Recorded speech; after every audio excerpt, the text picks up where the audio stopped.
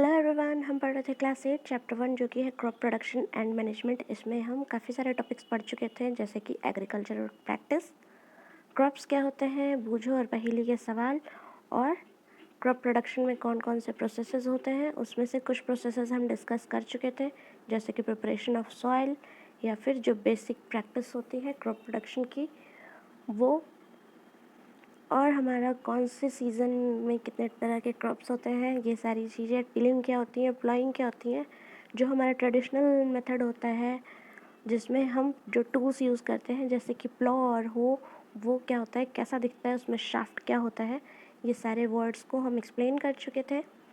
साथ साथ हम कल्टीवेटर्स के बारे में डिस्कस कर चुके हैं और शॉविंग का जो ट्रेडिशनल वे होता है वो कैसे होता है, एक फनल लाइक स्ट्रक्चर होता है जो हम फिगर 1.2 के ए में देख रहे हैं। उसके बाद हमें पढ़ना था सीड ड्रिल, यानी कि सीड ड्रिल होता क्या है। तो हम सीड ड्रिल का इमेज देख रहे हैं फिगर 1.2 के बी में। तो यहाँ पे एक सीड ड्रिल दिखाया जाता है कि ट्रैक्टर की मदद से हम इस सीड ड्रिल का इस्तेमाल करते हैं बीज बोने के लिए। इसमें हमें क्या मिलता है कि सबसे पहला फ़ायदा इसका ये है, ट्रेडिशनल टूल के हटकर इससे हम ज़्यादा एडवांटेजेस ले पाते हैं। कैसे? तो हम जब सीड ड्रिल की मदद से बीज बोते हैं तो एक यूनिफॉर्म डिस्टेंस पे, एक इक्वल डिस्टेंस और इक्वल डेप्थ में बीज बोया जा सकता है। और इसमें हमें एक और फ़ायदा होता है कि जो सीड जो है वो अच्छे से कवर हो जाता है सॉइल से बोने के बाद। उसके बाद और भी क्या फ़ायदा होता है कि इस सीड ड्रिल की मदद से समय का हम बचत कर सकते हैं, यानी कि जो हम लेबर द्वारा करते हैं, ढेर सारे लोग लगते हैं काम करने के लिए और काफ़ी सारा समय लगता है, तो लेबर और टाइम दोनों का बचत होता है। अभी क्या होता है कि कुछ पौधा ऐसा होता है जो सीड से नहीं सीडलिंग से बनता है। तो कैसे? तो बूझो बता रहा है कि उसके स्कूल के पास जो नर्सरी है उसमें उसने देखा कि कुछ प्लांट्स को बैग में रखा गया है। तो पहेली इस सवाल का जवाब जानती है कि प्लांट्स को बैग में क्यों रखा जाता है। आइए हम पहेली से जवाब देखते हैं।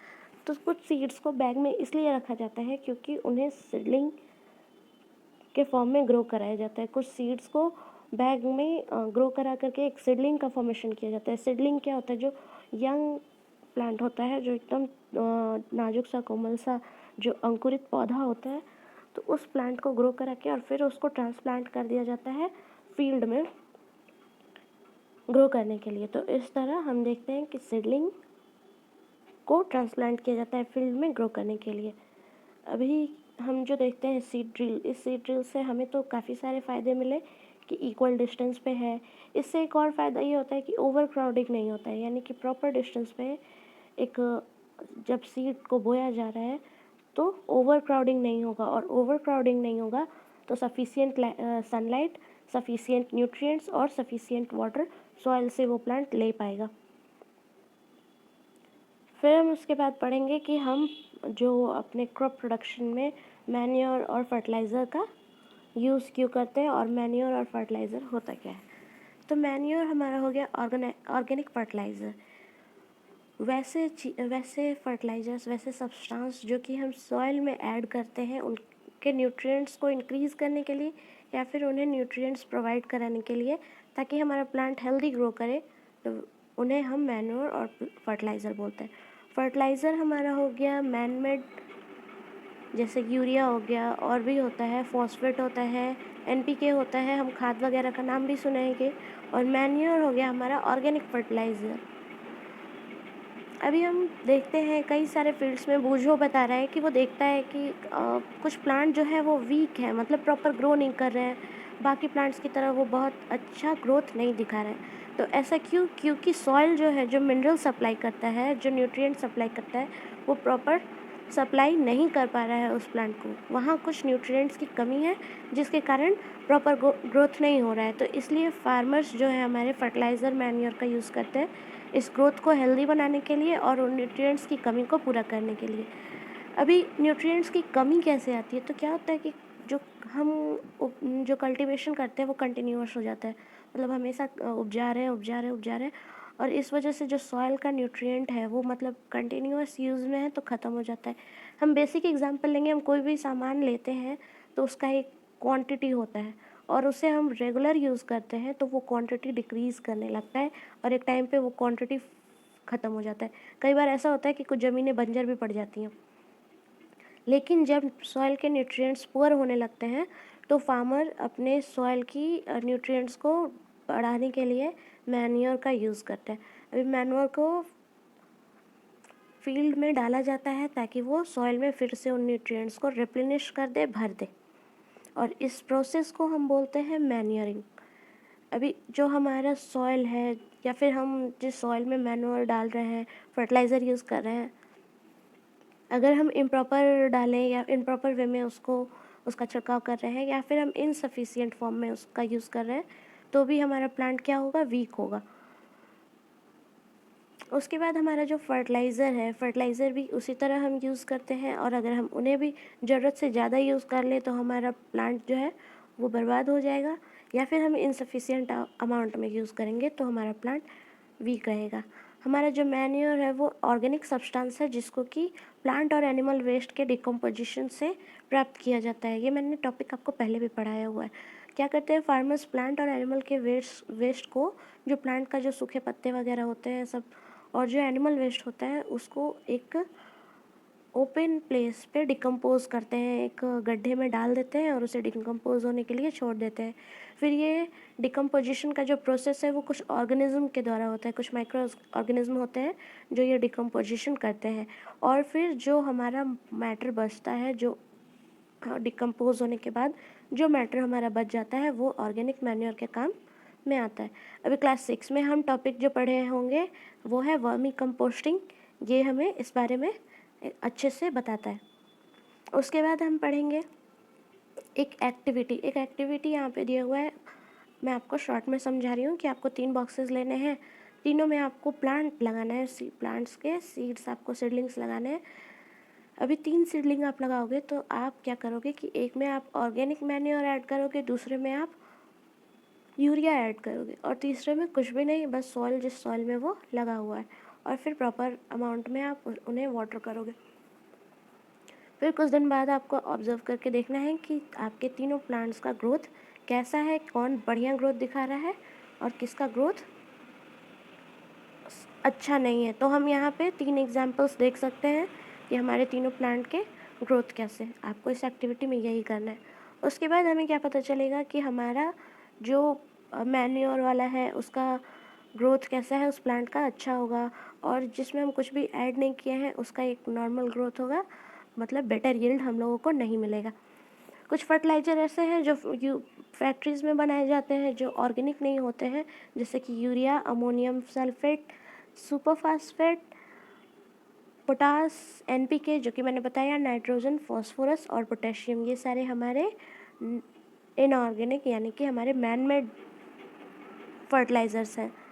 अभी हमारा ये जो फर्टिलाइज़र का यूज़ होता है वो किसके लिए होता है, वीट के लिए, पैडी के लिए, मेज के लिए, इन सारे क्रॉप्स के लिए हमारा फर्टिलाइज़र का यूज़ होता है। ठीक है। और एक प्रॉब्लम आ जाती है मैन मेड फर्टिलाइज़र से, वो क्या है, वाटर पोल्यूशन। ये फर्टिलाइज़र वाटर पोल्यूशन क्रिएट करता है, इसलिए क्या करते हैं फार्मर्स जो होते हैं वो फर्टिलिटी, सॉइल की फर्टिलिटी को मेंटेन करने के लिए फर्टिलाइज़र के साथ जो ऑर्गेनिक मैन्योर है उसको मिक्स करके यूज़ करते हैं।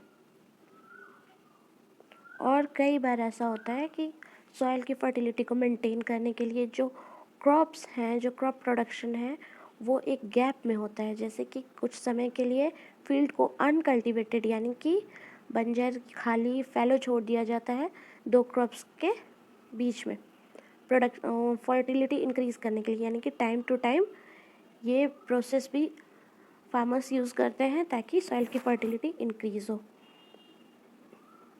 अभी जो मैन्योर जो यूज़ हो रहा है वो क्या करता है कि वो एक और हेल्प करता है जो कि है सॉइल का वाटर रिटेनिंग कैपेसिटी को बढ़ाता है। ये सॉइल को फिर से भर देता है वो सारे न्यूट्रिएंट्स से जिनकी सॉइल में कमी है, और वाटर रिटेनिंग कैपेसिटी को इंक्रीज़ करता है। उसके बाद एक और मेथड है, मैंने आपको समझाया, जिसको कि हम क्रॉप रोटेशन बोलते हैं। अभी तो क्रॉप को जो 2 क्रॉप्स के इंटरवल्स में जो गैप छोड़ रहे थे ताकि सॉइल अपने न्यूट्रिएंट्स को फुलफ़िल कर ले, एक और प्रोसेस आता है हमारा जो कि है क्रॉप रोटेशन। अभी क्रॉप रोटेशन क्या है, तो इसमें हम क्या करते हैं कि हम डिफरेंट क्रॉप्स को अल्टरनेटली ग्रो कराते हैं अपने फील्ड में। ये हमारे जो नॉर्दर्न इंडिया के फार्मर्स हैं वो ज़्यादातर इसे यूज़ करते थे जब लेग्यूम्स को वो एक सीज़न में उगाते थे और दूसरे सीज़न में वीट को। इससे क्या होता है, लेग्यूम्स हमें पता है कि ये नाइट्रोजन हमारा सॉइल को देता है। कैसे? जो बेस्ट फ्रेंड वाला रिलेशनशिप था, याद करिए, सिम्बायोटिक रिलेशनशिप हमने जो आपको बताया है, वो मैंने दिखाया था कि उसमें कौन था, राइजोबियम। राइजोबियम जो बैक्टीरिया था वो लेग्यूम्स के रूट के साथ सिम्बायोटिक रिलेशनशिप क्रिएट करता था। क्या करता था, वो उसको शेल्टर प्रोवाइड करता था रूट, और राइजोबियम उसको नाइट्रोजन का जो रिक्वायरमेंट था उसको रिप्लेनिश करता था, उसको फुलफिल करता था। तो यहाँ पे हम वही मेथड फार्मर्स को अप्लाई करते हुए देखते हैं।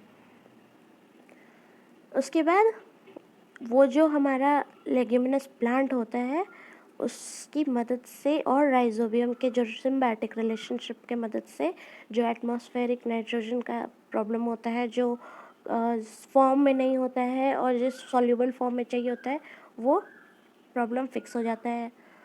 तो यहाँ पे हमारा एक टेबल 1.1 दिया है जिसमें हम डिफरेंसेस देख रहे हैं फर्टिलाइज़र एंड मैन्योर। और अगर मैं एक बात बता रही हूँ आपको कि आपने हमारे चैनल को सब्सक्राइब नहीं किया है तो प्लीज़ प्लीज़ प्लीज़ आप सब्सक्राइब कर लीजिए, ताकि आप इसी तरह चैप्टर को अच्छे से एक्सप्लेन होते समझ सको।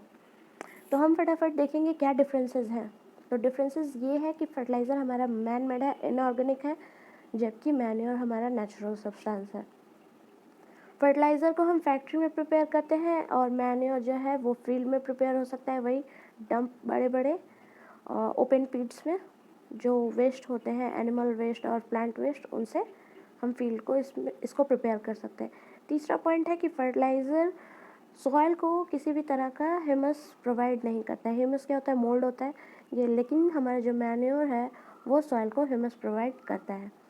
फर्टिलाइज़र हमारा बहुत ही रिच होता है प्लांट न्यूट्रिएंट्स में, जैसे कि नाइट्रोजन, फॉस्फोरस और पोटेशियम, लेकिन जो प्लांट न्यूट्रिएंट में मैन्योर है वो रिच नहीं होता है, वो प्लांट न्यूट्रिएंट में रीच नहीं होता है मैन्योर। तो ये हमारे कुछ डिफरेंसेस थे। उसके बाद हम पढ़ेंगे एडवांटेजेस ऑफ मैन्योर, यानी कि मैन्योर का एडवांटेज क्या है। तो ये वाटर होल्डिंग कैपेसिटी बढ़ाता है, जो कि हम ऑलरेडी पढ़े। उसके बाद ये सॉइल में पोर्स क्रिएट करता है, उससे क्या होता है कि जो गैसेस एक्सचेंज होता है सॉइल में वो ईजी हो जाता है। उसके बाद इस जो डिकम्पोजिशन होता है मैन्योर का, तो उसमें जो माइक्रो ऑर्गेनिज्म वर्क करते हैं, तो यहाँ पे ये सॉइल में फ्रेंडली माइक्रोब्स का नंबर इंक्रीज़ करा देता है। फिर उसके बाद ये सॉइल का टेक्सचर भी इंक्रीज़ करता है। उसके बाद हमारा एक टॉपिक आता है इरिगेशन, जिसको कि हम वाटरिंग भी बोलते हैं, सिंचाई, हिंदी में बोलते हैं सिंचाई। तो हम सभी जानते हैं कि हम सभी को जीने के लिए, सरवाइव करने के लिए वाटर की भी आवश्यकता उतनी ही है जितनी कि हमें फूड की है या फिर ऑक्सीजन की है। तो वाटर हमारे लाइफ में बहुत ही अहम भूमिका निभाता है, बहुत ही इम्पोर्टेंट रोल है हमारा का लाइफ में वाटर का, क्योंकि हमारे ग्रोथ और डेवलपमेंट में वाटर का यूज़ होता है। वाटर हमारे प्लांट के रूट के द्वारा एब्जॉर्ब होता है और हमारे जो प्लांट का वाटर पार्ट होता है, यानी कि हमारा प्लांट जो है वो लगभग 90% वाटर कंटेन करता है। उसके बाद क्या हम पढ़ेंगे इसके अंदर कि जो हमारे न्यूट्रिएंट्स हैं वो कैसे एक जगह से दूसरे जगह ट्रांसपोर्ट होते हैं। ये तो हम पढ़े पिछले चैप्टर में या फिर हमारे पिछले क्लास में कि हमारा जो स्टेम है वो ट्रांसपोर्टेशन का काम करता है, लेकिन ये न्यूट्रिएंट्स जाते किस, मतलब इनका सपोर्टर कौन है, तो वाटर एक मीडियम की तरह काम करता है। वाटर की मदद से ये सारे न्यूट्रिएंट्स हमारे प्लांट के हर एक पार्ट में, लीफ में पहुंच पाते हैं। वाटर जो है वो हमारे फसल को, हमारे क्रॉप्स को, जो बर्फ़ होता है या फिर जो हम ओले पड़ ये होते हैं ना, ओस गिरता है, फ्रॉस्ट वगैरह, उससे और हॉट एयर करंट, इन चीज़ों से बचाता है। ये क्या करता है कि सॉइल में मॉइस्चर को मेंटेन किए रखता है, ताकि हमारा जो क्रॉप है वो हेल्दी ग्रो करे। इसीलिए फील्ड में रेगुलर वाटर देना बहुत ज़रूरी है। तो हमारा इरिगेशन क्या है, हम इसको कैसे डिफाइन करेंगे। The supply of water to crop at regular interval is called irrigation. हमारा इरिगेशन, वाटर सप्लाई करना क्रॉप्स को सही सही समय पे इरिगेशन कहलाता है। तो ये इरिगेशन का डेफिनेशन हो गया। उसके बाद हम देखेंगे कि हमारा जो इरिगेशन का टाइम है या फिर जो इरिगेशन का फ्रिक्वेंसी है, मतलब सिंपल लैंग्वेज में बोले तो कब पानी डालना चाहिए और कितने वक्त तक पानी डालना चाहिए, कितना पानी डालना है, ये सारे क्रॉप्स टू क्रॉप्स डिफ़र करते हैं और सॉइल टू सॉइल भी डिफ़र करते हैं। हम हर सीज़न में वाटर का यूज़ डिफरेंटली करते हैं, क्योंकि कुछ क्रॉप्स जो है जो समर में है उन्हें वाटर हायर अमाउंट में चाहिए, जबकि जो विंटर क्रॉप्स हैं उनको समर के कंपैरिजन में लेसर अमाउंट में वाटर चाहिए। तो जब हम समर में देखते हैं वाटर का यूज़ फील्ड में बहुत ज़्यादा होता है, क्योंकि जो इवोपरेशन का रेट है वो उस वक्त बढ़ा हुआ होता है लीव्स में, इसलिए वाटर की आवश्यकता वहाँ पे ज़्यादा होती है। अभी क्या हो रहा है कि बूझो कह रहा है, I am very careful this year about watering the plants, last summer my plants dried up and died. तो क्या हुआ कि बूझो समर में ना वैसे ही पानी डाल रहा था प्लांट को जैसे वो विंटर में डालता था, और इस कारण क्या हुआ कि उसके प्लांट जल गए या फिर ख़त्म हो गए, हम कह सकते हैं डेड हो गए। तो अब बूझो जब ये पढ़ लिया, ये समझ लिया, तो वो बता रहा है कि वो श्योर है अब कि नहीं, अब समर में उसे वाटर का प्लांट का स्पेशल ध्यान रखना है, उसको अलग तरीके से इरिगेट करना है, वाटर करना है। अभी हम पढ़ेंगे सोर्स ऑफ इरिगेशन। तो हमारे सोर्स ऑफ इरिगेशन क्या क्या है, जैसे वेल है, ट्यूबवेल है, पॉन्ड्स है, तालाब होते हैं, लेक्स होते हैं, रिवर, डैम और कनाल। तो ये सारे हमारे सोर्स हो गए इरिगेशन के। अभी यहाँ हम देख रहे हैं एक मोट है, मोट, चेन पंप, ढेकली और रहट, ये सारे हमारे ट्रेडिशनल मेथड हैं वाटरिंग के, इरिगेशन के। हमारे यहाँ पे बताया भी जा रहा है ट्रेडिशनल मेथड ऑफ इरिगेशन, तो ये सारे हमारे ट्रेडिशनल मेथड है। ये पुराने समय में आप हो सकता है आज भी कई सारे गांव में आप ये सब देखो, लेकिन मशीन्स ने इन्हें रिप्लेस कर दिया है। अब हम कई सारे जो ट्यूबवेल्स वगैरह यूज़ करते हैं, कई सारे पंप्स यूज़ करते हैं जो हमारे इलेक्ट्रिसिटी से चलते हैं या फिर सोलर एनर्जी से हम उसे रन कराते हैं। तो हमारा जो ट्यूब में वाटर है जो वेल में, लेक में या फिर कनाल में होता है, वो लिफ्ट होता है डिफरेंट डिफरेंट मेथड से, डिफरेंट डिफरेंट रीजन्स में। हम देख सकते हैं उस पानी को फील्ड तक पहुंचाने के लिए यहाँ पे मवेशी और जो इंसान है, ये दोनों का रोल होता है, ये दोनों यूज़ होते हैं इस काम को करने के लिए। ये काम काफ़ी सस्ता तो पड़ता है, मवेशियों का यूज़ करो और लेबर्स का यूज़ करो, लेकिन बहुत ही कम उपयोगी है, क्योंकि हम इसमें वक्त ज़्यादा लगता है और ये एफिशिएंट नहीं होता है। तो हम फिगर देख रहे हैं, मोट है हमारा जो कि हाथों से पुली सिस्टम से पानी को खींच करके और फिर हाथों से उसको जैसे मटके के द्वारा या फिर जो भी बाल्टी के द्वारा पानी को डाला जाता है। तो बड़े बड़े फील्ड होते हैं तो काफ़ी टाइम लगता है और एक इम्प्रॉपर फॉर्म में पानी डलता है, तो वो लेस एफिशिएंट होता है। उसके बाद चेन पंप हम देख रहे हैं, इस तरह भी होता है। फिर है ढेकली, यहाँ पे एक पत्थर बंधा होता है, काफ़ी पुराने, आप अपने मॉम डैड से पूछो, मे भी वो अपने गांव में देखे हो या फिर ये वर्ड आपको वो अच्छे से बता पाएंगे। मैंने भी अपनी मॉम से पूछा कि मॉम ढेकली क्या होता है, तो वो नहीं बता पाई, लेकिन उन्होंने लगभग एक्सप्लेन किया कि हाँ, उनके टाइम में जब वो बच्ची थी तो उन्होंने ऐसा देखा था। तो इसका मेन रीज़न है नहीं बताने पाने का कि ये चीज़ अब काफ़ी रिप्लेस कर दी गई है मशीन्स के द्वारा, इलेक्ट्रिसिटी, सोलर सिस्टम द्वारा चलाए गए कई सारे पंप्स होते हैं जो हम यूज़ करते हैं, तो इन्हें अब हम कॉमनली नहीं देख पाते हैं। तो हमारा जो है, हम देखें कि हमारे सोर्स ऑफ इरिगेशन क्या क्या है, हम जो मैनुअली करते हैं या फिर जो हम मशीनरी द्वारा करते हैं। अभी हम और भी पढ़ेंगे कि हमारे मॉडर्न मेथड ऑफ इरिगेशन क्या है। तो सबसे पहला है स्प्रिंकलर सिस्टम्स। तो इमेज में मुझे लग रहा है कि आपको भी देख के कुछ कुछ समझ में आ रहा होगा कि यहाँ पे एक मोटर है, मोटर से पानी आ रहा है, पानी को एक पाइप के द्वारा हर लेयर में, हर रो में, हर कॉलम में उसे ले जाया जा रहा है और फिर वो पानी का छिड़काव हमारे फील्ड में, हमारे क्रॉप्स पर हो रहा है। तो स्प्रिंकलर सिस्टम में है क्या, हम देखते हैं यहाँ पे एक परपेंडिकुलर पाइप होता है जिसमें एक रोटेटिंग नोजल होता है। वो क्या होता है कि मेन पाइपलाइन से जुड़ा होता है और हर एक फिक्स्ड इंटरवल पे वाटर को छोड़ा जाता है ताकि वो वाटर उस पाइप की मदद से बहकर जाए और उस नोज़ल की मदद से रोटेट करते हुए अपने चारों तरफ के पौधों को स्प्रिंकल करते हुए, वाटर स्प्रिंकल करते हुए, जैसे कि बारिश हो रही है इस तरह से फील्ड में इरिगेट करता है, फील्ड को, क्रॉप्स को इरिगेट करता है या फिर वाटरिंग करता है। तो ये हमारा हो गया स्प्रिंकल सिस्टम। दूसरा है ड्रिप सिस्टम। तो ड्रिप सिस्टम क्या होता है? ड्रिप सिस्टम का हम पहले इमेज देख लें हम। तो ये है हमारा ड्रिप सिस्टम। ये लगभग स्प्रिंकल सिस्टम से है, लेकिन थोड़ा सा इसका हटके है क्योंकि ऐसा कोई यहाँ पे हमें नोज़ल वगैरह नहीं दिख रहा है। तो हम पढ़ते हैं ड्रिप सिस्टम के बारे में। ड्रिप सिस्टम में क्या होता है कि drop by drop water fall करता है। अभी ड्रिप का तो हमें पता है कि इसमें drop by drop water pass out होता है। तो ये टेक्निक वहाँ यूज़ होता है जहाँ हम देखते हैं गार्डन्स हो, ट्रीज़ हो या फिर कुछ ऐसे फ्रूट प्लांट्स हो, वहाँ इस टेक्निक का यूज़ होता है। इसमें वाटर का ज़्यादा वेस्ट नहीं होता है। ये उन जगहों के लिए एक वरदान की तरह है जहाँ पे वाटर बहुत ही कम अमाउंट में अवेलेबल है। तो कैसे वरदान का काम करता है? ये क्या करता है कि पानी को जब मेन लाइन से लेकर के जाता है तो ये सीधे पेड़ के पास जड़ में उसके रूट में ड्रॉप बाय ड्रॉप वाटर गिरते रहता है।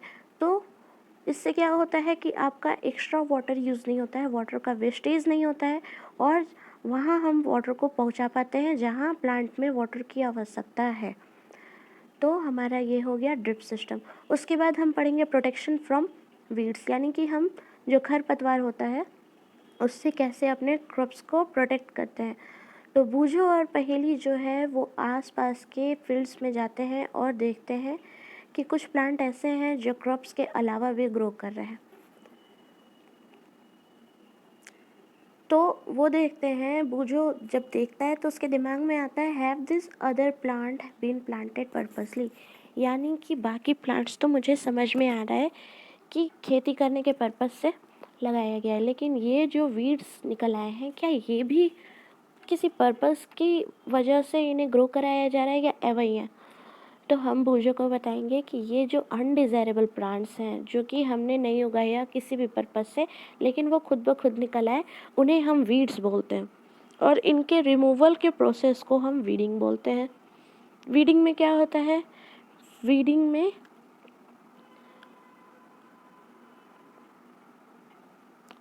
हाँ, तो वीडिंग में हम क्या करते हैं कि इस वीड्स को रिमूव करते हैं। इसलिए ज़रूरी होता है, वीडिंग ज़रूरी क्यों होता है? क्योंकि जो हमारा वाटर है, जो न्यूट्रिएंट्स हैं या फिर जो स्पेस चाहिए होता है एक क्रॉप्स को ग्रो करने के लिए, एक प्लांट को ग्रो करने के लिए, और जो लाइट एनर्जी की आवश्यकता होती है प्लांट को अपना फूड तैयार करने के लिए, वो क्या करते हैं ये वीड्स वो बांट लेते हैं। मतलब मैंने एक थाली में खाना निकाला और मैं खुद खा रही हूँ, पर पीछे से कोई आया और वो उठा करके वहाँ से खाना शुरू कर दिया। अभी वो तो खाना शुरू कर दिया तो मेरा क्या होगा कि मेरा भूख पूरी तरह ख़त्म नहीं हो पाएगा, मुझे प्रॉपर अपना न्यूट्रिएंट, अपना फूड नहीं मिलेगा क्योंकि ऑलरेडी वो कोई और शेयर कर चुका है जिसकी आवश्यकता इस प्लेट के पास नहीं है। मतलब कि प्लेट को तो ज़रूरत नहीं है कि वो कोई और आकर के उसमें से खाए, लेकिन फिर भी वो आकर के उसको खा रहा है।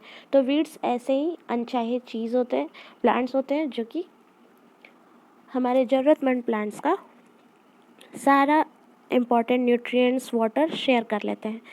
अभी फार्मर्स क्या करते हैं कि बहुत सारे वे यूज़ करते हैं कि कैसे कैसे इन्हें रिमूव करें, इन वीड्स को हटाएं। तो ये क्या करते हैं, टिलिंग करते हैं, वीड्स को जड़ से उखाड़ देते हैं या फिर उसको कट कर देते हैं एकदम ग्राउंड के नज़दीक से, खुरपी की मदद से उन्हें निकाल दिया जाता है या फिर कट कर दिया जाता है, या फिर सीड ड्रिल का भी यूज़ होता है इन वीड्स को निकालने के लिए। अभी इन सब के बावजूद अगर वीड्स पे कंट्रोल नहीं हो रहा है और उन्हें कोई एफिशिएंट मतलब बढ़िया प्रॉपर उन्हें इलाज चाहिए वीड्स के लिए, तो आता है विडिसाइड। विडिसाइड होता है 2,4-D इसका नेम होता है। ये यूज़ होता है, ये एक तरह का केमिकल होता है जो कि स्प्रे किया जाता है वीड्स को किल करने के लिए। अभी ये वीडिसाइड जो है ये हमारे क्रॉप्स को डैमेज नहीं करता है, ये सिर्फ उन वीड्स को नष्ट कर देता है। इन वीडिसाइड्स को यूज़ करने का तरीका ये है कि इसे वाटर के साथ डाइल्यूट किया जाता है और फिर हमारे फसल पे स्प्रेयर्स की मदद से स्प्रे कर दिया जाता है। लेकिन ये स्टोरी पढ़ते हुए, क्योंकि मेरे लिए बायोलॉजी एक स्टोरी एज ऑलवेज, जैसा कि मैं कहती हूँ, जब हम किसी भी टॉपिक को एक स्टोरी की तरह समझते हैं तो हम काफ़ी अच्छा याद करते हैं। तो जब ये कहानी बूझो सुन रहा था तो बूझो को लगा कि वीडिसाइड जो हम यूज़ कर रहे हैं, वीडिसाइड वीड्स पे वीड को हटाने के लिए, तो क्या जो यूज़ कर रहा है यानी कि जो इसका छिड़काव कर रहे हैं, जो हमारे फार्मर्स हैं जो स्प्रे कर रहे हैं, क्या उन पर भी इनका असर होता है, क्या उन्हें वो इन्फेक्ट करते हैं। तो आइए हम इसके बारे में देखें कि हाँ इन्फेक्ट करते हैं या नहीं करते हैं। तो जो वीडिसाइड है वो जब वीड्स हमारे होते हैं, जब वो सीड का फॉर्मेशन करने वाले होते हैं या फिर जब वो फ्लावरिंग स्टेज पे होते हैं, उनके इस स्टेज पे आने से पहले ही वीडिसाइड का छिड़काव कर दिया जाता है। यानी कि जब तक वो सीड फॉर्मेशन या फिर फ्लावरिंग स्टेज पे जाते हैं तब तक उन्हें वीडिसाइड छिड़क करके मार दिया जाता है। तो जब इसका छिड़काव होता है तो हमारे फार्मर्स के हेल्थ पे भी काफ़ी अफेक्ट पड़ता है, जबकि ये क्रॉप्स को अफेक्ट नहीं करते, लेकिन जब हम इन्हें इनहेल करते हैं तो ये केमिकल्स हमारे अंदर जा कर के काफ़ी सारे प्रॉब्लम्स और डिजीज़ क्रिएट करते हैं। तो इसीलिए इसको छिड़काव करते वक्त एक सावधानी करना होता है कि जब भी फार्मर्स इसका छिड़काव करें तो वो इस तरह से मुँह पर अपने एक कपड़ा बांध ले ताकि वो किसी भी तरीके से इस वीडिसाइड को इनहेल ना करे। उसके बाद हमारा एक पॉइंट है हार्वेस्टिंग। हार्वेस्टिंग क्या होता है? तो हार्वेस्टिंग हमारा बहुत ही इंपॉर्टेंट टास्क है, जबकि हमारे हर टॉपिक्स को हमने पढ़ा वो सारे टॉपिक्स इंपॉर्टेंट ही हैं, क्योंकि अगर हम बीज बोते हैं, बीज नहीं बोएंगे तो फसल नहीं होगा, तो बीज बोना इम्पॉर्टेंट है। वाटर नहीं करेंगे तो फसल नहीं होगा, इसलिए वाटर करना इम्पॉर्टेंट है। वीड्स कंट्रोल नहीं करेंगे तो हमारी फसल अफेक्ट होगी, काफ़ी हद तक यील्ड्स कम आएगा, तो भी वीड्स को कंट्रोल करना भी इम्पॉर्टेंट है। उसके बाद हार्वेस्टिंग भी हमारा इम्पॉर्टेंट है, क्योंकि सारा फसल उगा लिया और उसके बाद हार्वेस्ट किया ही नहीं, तो हार्वेस्ट नहीं किया तो फिर क्या फ़ायदा।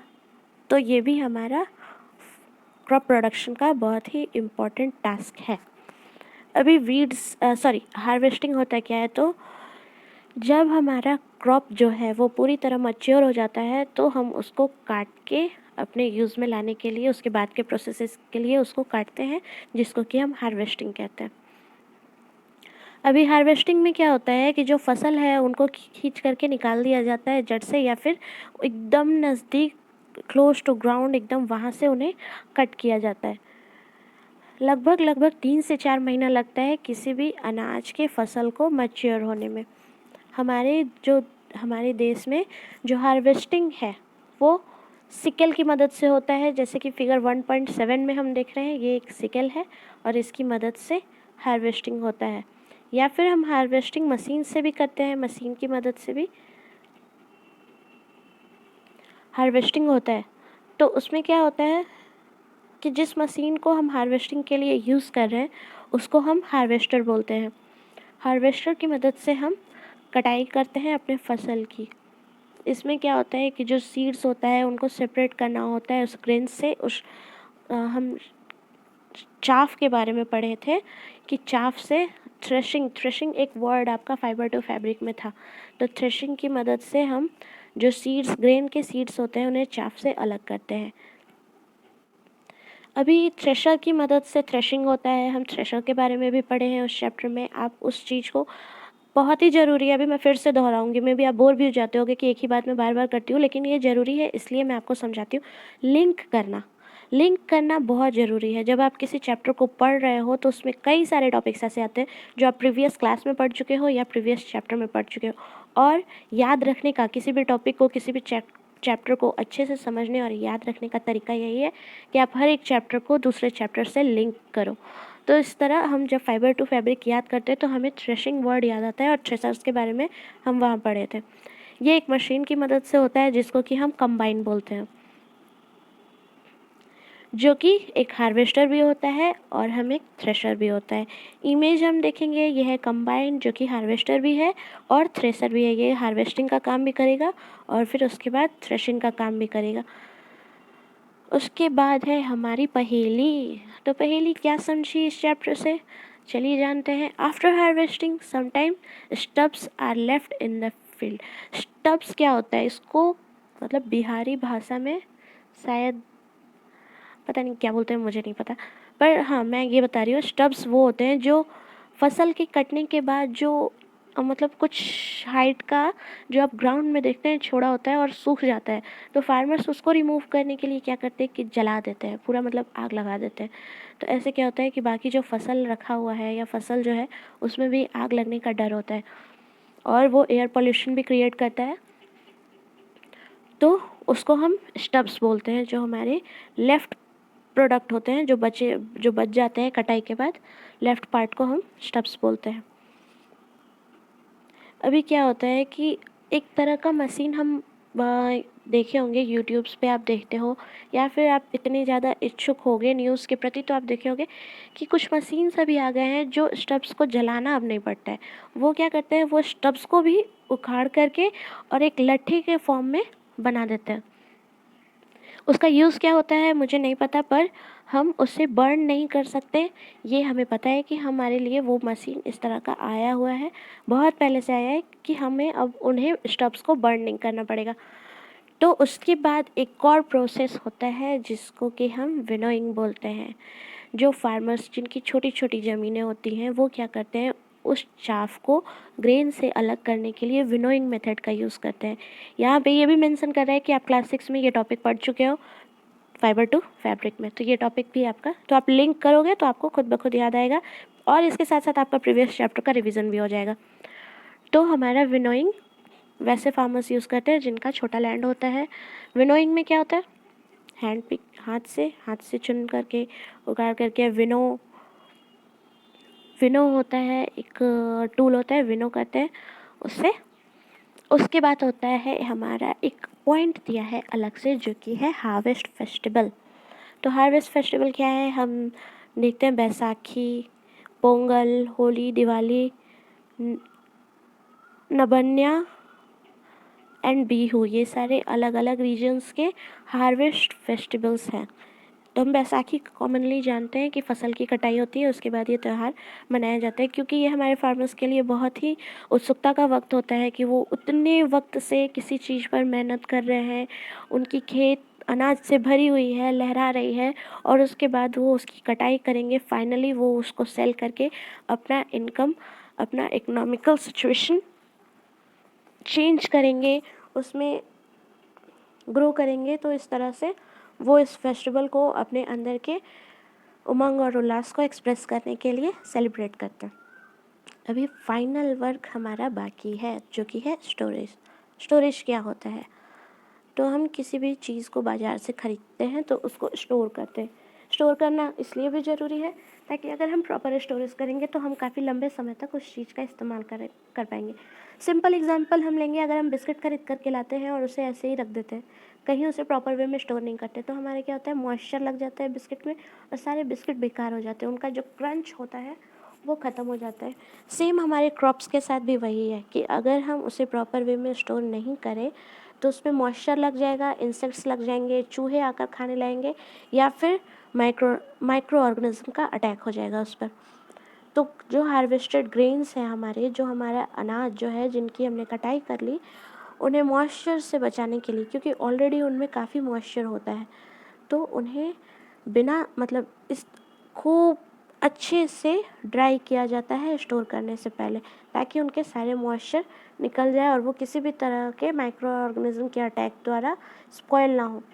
तो सबसे पहले उन्हें अच्छे से ड्राई किया जाता है, उन्हें सुखाया जाता है और फिर उन्हें स्टोर किया जाता है। इससे क्या होता है कि जो होता है इंसेक्ट्स पेस्ट होते हैं, जो बैक्टीरिया होता है हमारा, जो फंजाई होता है, इन सभी का ग्रेन्स पे किसी तरह का नेगेटिव अटैक नहीं होता है, क्योंकि जब वो पूरी तरह ड्राई होता है तो वहाँ मॉइस्चर नहीं होता है। मॉइस्चर नहीं होता तो इस तरह के माइक्रो ऑर्गेनिज्म का अटैक नहीं होता। और यही रीज़न है कि फटाक से पहेली को याद आता है कि हाँ हाँ, मैंने अपनी मम्मी को देखा है कि वो जब जो गेहूं का ड्रम था जिसमें वो गेहूं रखती हैं उनकी मम्मी, वहाँ पे वो कुछ नीम के सूखे पत्ते डालती हैं ताकि किसी भी तरह के माइक्रो ऑर्गेनिज्म का अटैक उस गेहूं पर ना हो। अभी है हमारा सिलॉस फॉर स्टोरेज ग्रेन।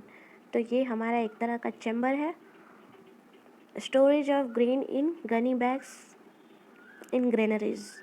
ग्रेनरीज होता है भंडार घर। तो छोटे छोटे भी घरों में एक भंडार घर होता है जहाँ हम अपने अनाज को, गेहूँ, चावल, इन सब को बहुत ही अच्छे तरीके से सेफली रखते हैं ताकि उनमें किसी तरह का कीड़ा ना लगे या फिर किसी भी तरह का माइक्रो ऑर्गेनिज्म अटैक ना हो। अभी जो बिग ग्रेनरीज हैं या फिर जो हमारा सिलॉस है उसमें क्या होता है, तो जो फार्मर्स हैं वो जूट बैग्स में या फिर मेटालिक बीन्स में हमारे ग्रेन्स को, अनाज को प्रोटेक्ट, जो पेस्ट है या फिर इंसेक्ट्स है, रैट्स हैं, उनसे प्रोटेक्ट करने के लिए जूट बैग्स में, सिलॉस में रखते हैं। वहाँ क्या होता है कि नीम के सूखे पत्तों को यूज़ किया जाता है। मतलब हमारे घर पे हम जो नीम के सूखे पत्ते यूज़ करते हैं, तो ये क्यों करते हैं, ताकि हम सेफ़ अपने जो ग्रेन्स हैं उनको सेफ़ रख सकें। उसके बाद जो बड़े बड़े गोडाउन्स होते हैं, जो बड़े बड़े गोडाउन हैं, बड़े बड़े भंडार घर हैं, या फिर जो बड़ा बड़ा, मतलब हम देखते हैं कई सारे जगह पे बहुत बहुत सारा जूट बैग है, उसमें बहुत सारा अनाज रखा हुआ है। तो उन्हें कैसे बचाया जाता है, कुछ केमिकल ट्रीटमेंट्स होते हैं वहाँ पे जिससे कि माइक्रो ऑर्गेनिज्म अटैक नहीं करता है, किसी भी चूहे वगैरह का अटैक उन ग्रेनरीज बैग पर, उन जूट बैग्स पर नहीं होता है। यहाँ पे एक एक्टिविटी है 1.3 जो कि आप खुद करो। उसमें आपको करना क्या है मैं बता रही हूँ। आपको यहाँ पे एक टेबल दिया गया है जिसको कि आपको कंप्लीट करना है, फूड और फूड सोर्स। तो फूड आपका मिल्क अगर है तो सोर्स क्या है, cow buffalo, she goat and she camel. तो ये सारे आपके सोर्स हो गए। तो आप यहाँ पे 2, 3 और 4 में फूड आइटम का नेम लिखोगे और फिर उनका सोर्स का नेम लिखोगे। उसके बाद जब आप टेबल कंप्लीट कर लोगे, आप देखोगे कई सारे प्लांट्स हैं, कई सारे एनिमल्स हैं जो हमें बहुत सारे के फूड प्रोवाइड करते हैं।